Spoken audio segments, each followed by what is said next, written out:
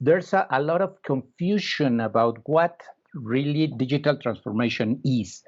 Some people say is about transforming any paperwork, digitize it, and put it in place. For instance, what happened with Barnes and Noble in the U.S. They digitize some things and put it there, but really it's not changing. It's not transforming the way you do things.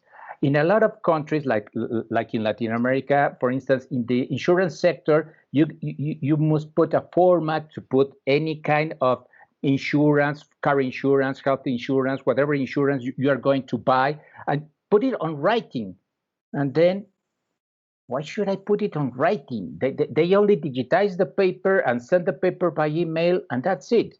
So at the end, this is for me not a digital transformation. This is only digitizing, and if your process is wrong, if you only put it on a digital thing, like for instance, a lot of us have put in a lot of places our resumes, but the resumes is go back in 1950s. 1950s, you go with a typewriter with carbon copy paper there, and put it, and then you go to each one of the companies that you want to apply and send it, or send it by any kind of postal service. What have we been changing about that? Really? Not much. Only digitizing. Why? Because yes, you type it not on a typewriter, on a Word or whatever tool you put for your cards and for everything right now. Instead of going to the company, you send it by email or uploading into LinkedIn or whatever other job board that there is in the world. But that is not really digital transformation. For me, it's only digitizing a process. And we need to see what really the customer needs for each one of the process.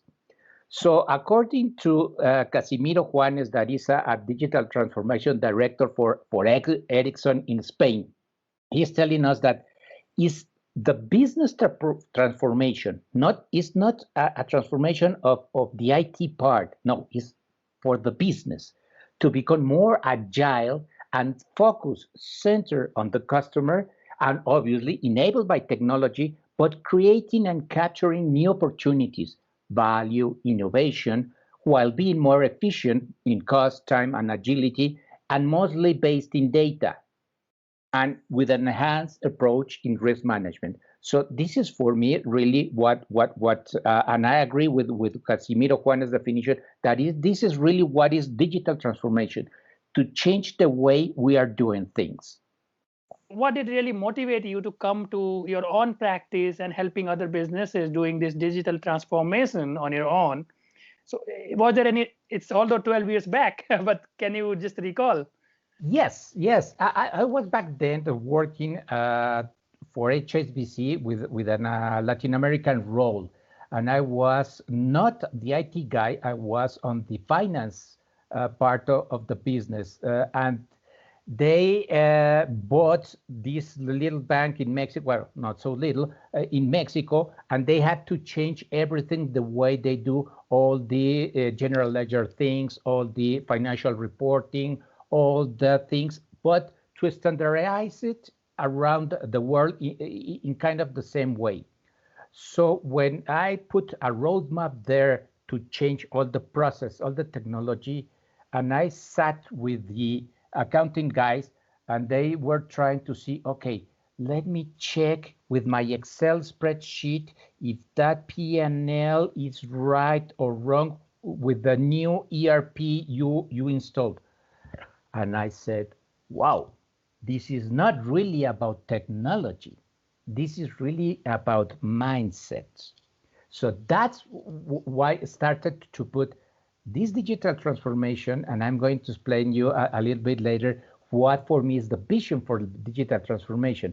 So at the end, if you do not transform or change and do a change management with all your employees within your company, of this wasn't a specific project, not a transformation from all the business, only for a specific part of the company, like the finance one.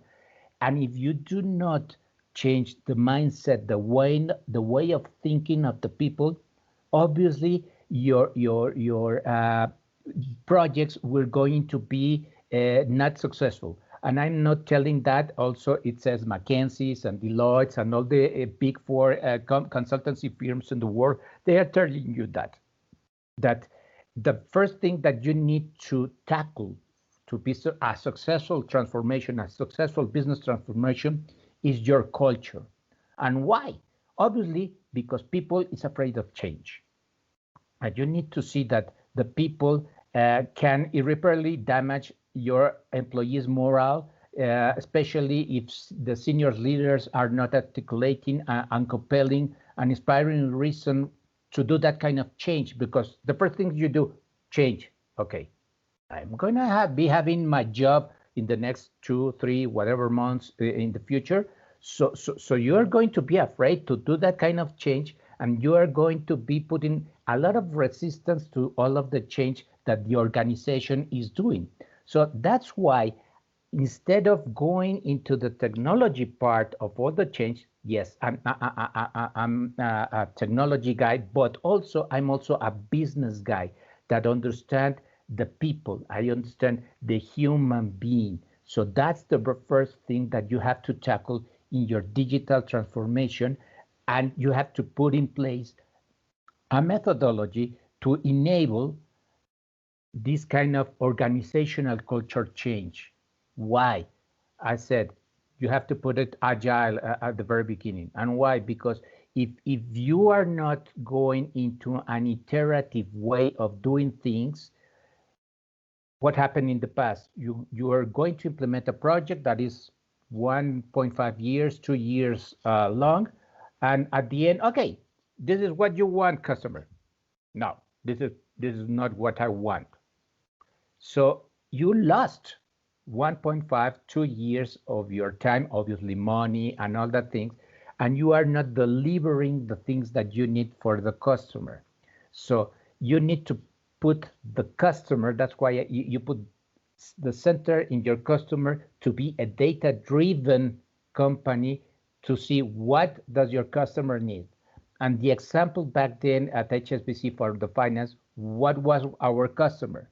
Our customer was an inside customer that needs a reporting that it was with no errors, so you can put all those figures in obviously in a lot of stock exchange and do all the reporting, and you know better than me, Shami, what you need to do about it. So at the end, the customer needs to be satisfied with all the things that you put in place fast enough. And obviously the big win for this is that a lot of the people between the 29th of the month and until the 5th or 8th of the next month, they were working like hell, almost 18 hours a day to gather all the information, to review it and whatever. So at the end, they work much less. They give a better result, and obviously it was not only a win situation for the company, it was also a win situation for the employees.